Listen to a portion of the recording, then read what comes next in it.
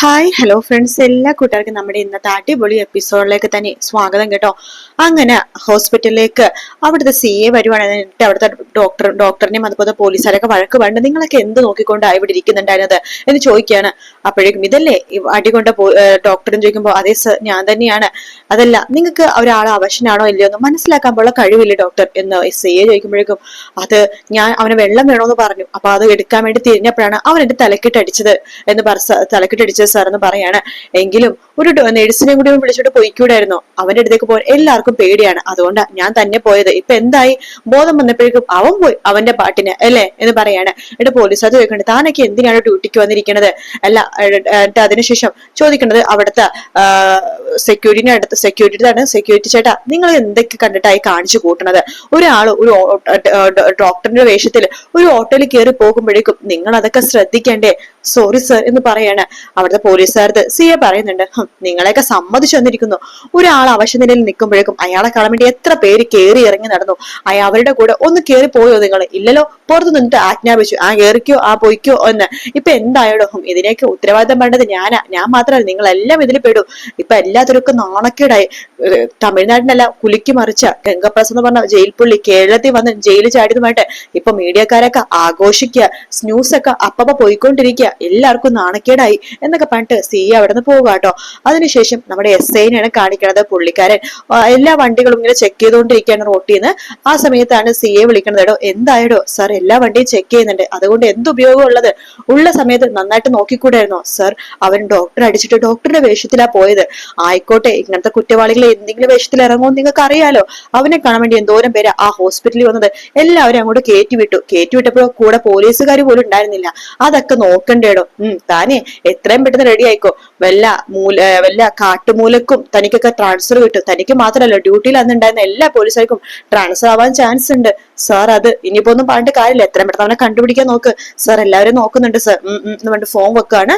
അതിനുശേഷം കാണിക്കുന്നത് ചന്ദ്രസേനനെയാണ്. ചന്ദ്രസേന ആകെ ടെൻഷനിൽ രൂപ എടുത്തൊക്കെ വരുന്നുണ്ട്. എന്താ ചന്ദ്രേട്ടാന്ന് ചോദിക്കുമ്പോ, നമ്മള് പേടിച്ചെന്നെ നടന്നടോ. എന്ത് പറ്റി ചന്ദ്രേട്ടാ എന്ന് ചോദിക്കുകയാണ്. എടോ, നമ്മളെല്ലാരും പേടിച്ച ഒരു കാര്യല്ലേ, ഗംഗപ്രസാദ് ഹോസ്പിറ്റലിൽ നിന്ന് ചാടോ ജയിലിൽ ചാടോ എന്നൊക്കെ. അതെ, അന്ന് അവൻ ഹോസ്പിറ്റലിൽ നിന്ന് ചാടിയടോ. ചാടിയെന്നോ? എന്തൊക്കെയാ ചന്ദ്രേട്ട പറയണത്? ലക്ഷ്മി അമ്മ ഇന്നലെ വന്ന് പറഞ്ഞതാണ്, അവനെ ഇല്ലാതാക്കി കളഞ്ഞാ മതിയായിരുന്നു. അന്ന് അത് ആരും കേട്ടില്ലല്ലോ. ഇന്ന് ലക്ഷ്മി അമ്മയും രണ്ടു ഗുണ്ടകളും കൂടി അവനെ തീർക്കാൻ വേണ്ടി ഹോസ്പിറ്റലിലേക്ക് പോയി. അവന്റെ റൂമിനുള്ളിൽ കയറി കഴിഞ്ഞപ്പോഴേക്കും അവിടെ ഒരാൾ കിടക്കുന്നു. ഗംഗപ്രസാദ് എന്ന് വെച്ചിട്ട് അവര് കൊല്ലാൻ നോക്കിയപ്പോ ആരാ? ഡ്യൂട്ടി ഡോക്ടറെ അടിച്ചിട്ട് അയാളെ ഡ്രസ്സിലാ ഗംഗപ്രസാദ് പുറത്തേക്ക് കടന്നിരിക്കുന്നത്. ഈശ്വര, ചതിച്ചല്ലോ ചന്ദ്രേട്ട എന്ന് പറയാണ്. ഇനിയിപ്പോ എന്ത് ചെയ്യും ചന്ദ്രേട്ടാന്ന് ചോദിക്കുമ്പോ, എന്ത് ചെയ്യാനാ, മിക്കവാറും കാർത്തിക മോളുടെ വിവാഹ നിശ്ചയം മുടക്കാനായിരിക്കും അവൻ പുറത്തേക്ക് ഇറങ്ങിയത്. എങ്കിലും എല്ലാവരും സൂക്ഷിക്കണം. കാർത്തിക മോളും കല്യാണും കിരണും ഇവര് 3 പേരാണ് സൂക്ഷിക്കേണ്ടത്. ചന്ദ്രേട്ട, അവൻ ജയിലിൽ കിടന്നപ്പോഴും ഭീഷണിക്ക് കുറവൊന്നും ഉണ്ടായിരുന്നില്ലല്ലോ. അതെ, ഭീഷണിക്ക് ഒരു കുറവുണ്ടായിരുന്നില്ല. അവൻ ജയിലിലാണെങ്കിലും ജയിലിലല്ലെങ്കിലും ഒക്കെ ഒരു ഭീഷണിക്ക് ഒരു കുറവുമില്ല.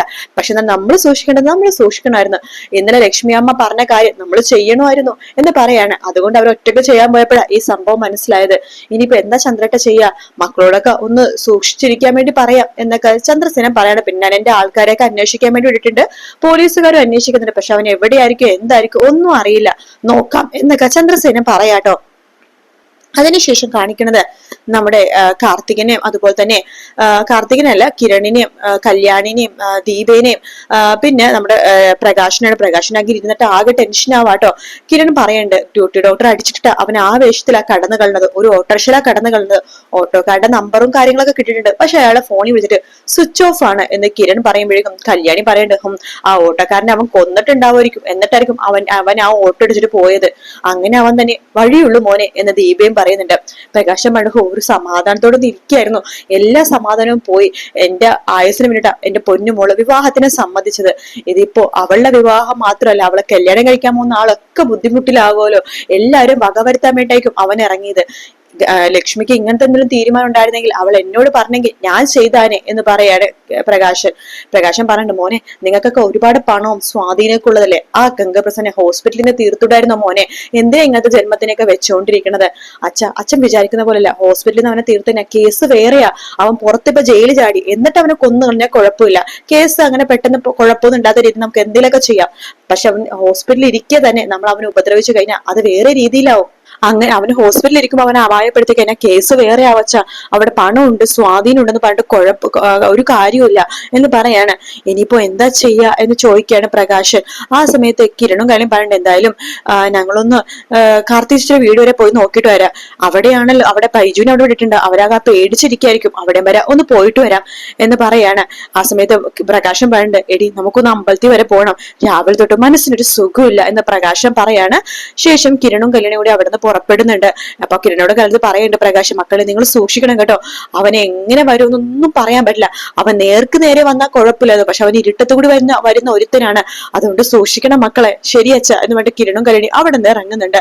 ആ സമയം ബൈജു ആണെങ്കിൽ കാർത്തികയുടെ അതുപോലെ തന്നെ ലക്ഷ്മി അമ്മയുടെയും കൂടെ ഇട്ടോ. ബൈജു പറയുന്നുണ്ട്, ഹോ എന്നാലും ഇവൻ വല്ലാത്തൊരു ജന്മം തന്നെയാണല്ലോ, അവശനായിട്ട് കിടന്നിട്ട് അവൻ അവിടുന്ന് ചാടി എഴുന്നേറ്റ് രക്ഷപ്പെട്ടു പോയല്ലോ എന്നൊക്കെ പറയണം. അപ്പൊ ലക്ഷ്മി അമ്മ പറയണ്ട, എന്റെ ബൈജു അത് ഞങ്ങൾക്ക് അറിയാം, അവൻ അങ്ങനത്തെ ഒരുത്തനാണെന്ന്, അതാ സൂക്ഷിക്കണമെന്ന് ഞങ്ങൾ ഒരുപാട് പ്രാവശ്യം പറഞ്ഞത്, അവനെ തീർക്കാൻ വേണ്ടി തന്നെയാ ഞാൻ പോയത്. അപ്പോഴേക്കും കാർത്തിക പറയണ്ട്, അമ്മ അവനെ തീർക്കാനാ പോയെന്ന് എന്നോട് പറഞ്ഞില്ലല്ലോ അമ്മേ, അമ്മ അവനെ തീർത്ത് കണ്ട് അമ്മ നേരെ ജയിലിലേക്ക് പോകും, പിന്നെ ഈ വിവാഹത്തിന് ഞാൻ സമ്മതിക്കുന്നു അമ്മക്ക് തോന്നുന്നുണ്ടോ?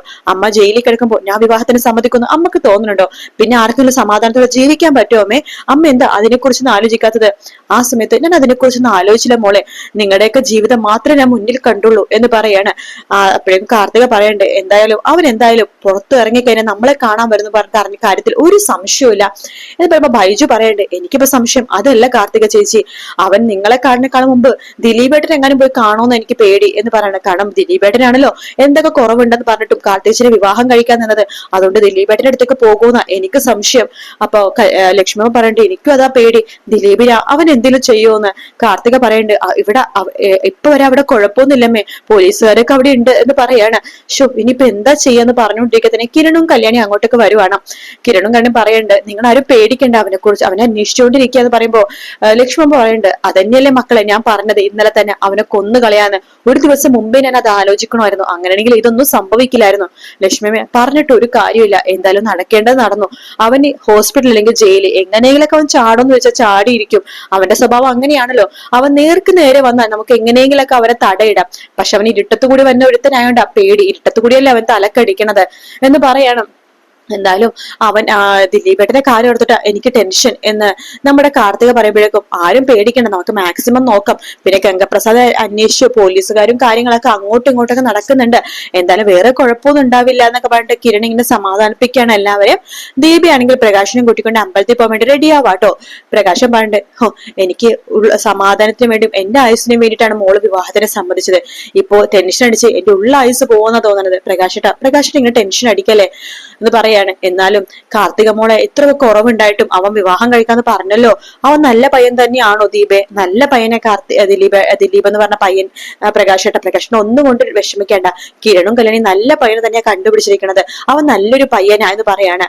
ആ സമയത്ത് പ്രകാശ് പറയണ്ട, അല്ലെങ്കിലും കാർത്തിക മോൾക്ക് പെട്ടെന്ന് തന്നെ നല്ല പയ്യന്മാരെ കിട്ടും, അവള് ജനിച്ചപ്പോഴേ പണവും സ്വത്തും കാര്യങ്ങളൊക്കെ തന്നെ ഉണ്ടായിരുന്നു, ഒന്നുമില്ലാത്തത് എന്റെ കല്യാണി മോൾക്കായിരുന്നു, അച്ഛനുണ്ടെന്നുള്ള പേരുണ്ട്, പക്ഷെ അച്ഛൻ ഇല്ലാത്ത പോലെയായിരുന്നു, അവളെ എത്രക്ക ദുഷ്ടന്മാരെ കൊണ്ട് ഞാൻ കെട്ടിക്കാൻ നോക്കിയത്, ആദ്യം ബുദ്ധിക്ക് സ്ഥിരതയില്ലാത്ത ബൈജുവിനെ കൊണ്ട് കെട്ടിക്കാൻ നോക്കി, അത് കഴിഞ്ഞിട്ട് 57 വയസ്സുള്ള എന്റെ കൂട്ടുകാരനെ കൊണ്ട് കെട്ടിക്കാൻ നോക്കി, അങ്ങനെ എന്തുമാത്രം ക്രൂരതയാ ചെയ്തത് ഞാൻ കല്യാണി മോളോട് എന്ന് പ്രകാശം പറയുമ്പോ ദീപ പറയണ്ട്, അതൊക്കെ പോട്ടെ പ്രകാശേട്ട, അതൊക്കെ കഴിഞ്ഞില്ലേ, പിന്നെ അന്നൊക്കെ മോളുടെ കൂടെ ദൈവം ഉണ്ടായിരുന്നു, ദൈവം എന്നും മോളുടെ കൂടെ ഉണ്ടായിരുന്നു, അതുകൊണ്ടാ മോൾക്ക് കിരൺ മോനെ പോലത്തെ പയ്യനെ കിട്ടിയത്, അത് നീ പറഞ്ഞ ശരിയാ മോനെ, ശരിയാ ദീപെ, കിരൺ മോൻ വന്നേ പിന്നെയാ നിന്റെ ജീവിതവും കല്യാണിയുടെ ജീവിതം എല്ലാവരുടെ ജീവിതം രക്ഷപ്പെട്ടത്, എന്തിനാ ഞാൻ പോലും ഇങ്ങനെ മാറിയതിനെ കാരണം കിരൺ മോൻ വന്നതോടുകൂടി തന്നെയാ എന്നൊക്കെ പറയാണ്. എങ്കിൽ നമുക്ക് അമ്പലം വരെ ഒന്ന് പോയാലോ, ഒന്ന് പ്രാർത്ഥിക്കണം, മനസ്സ് ഉരുകി പ്രാർത്ഥിക്കണം എന്നൊക്കെ പറഞ്ഞിട്ട് പ്രകാശനും ദീപം അമ്പലത്തിൽ പോകുന്ന ഭാഗത്തോടെയാണ് ഇന്നത്തെ എപ്പിസോഡ് തീരുന്നത് കേട്ടോ.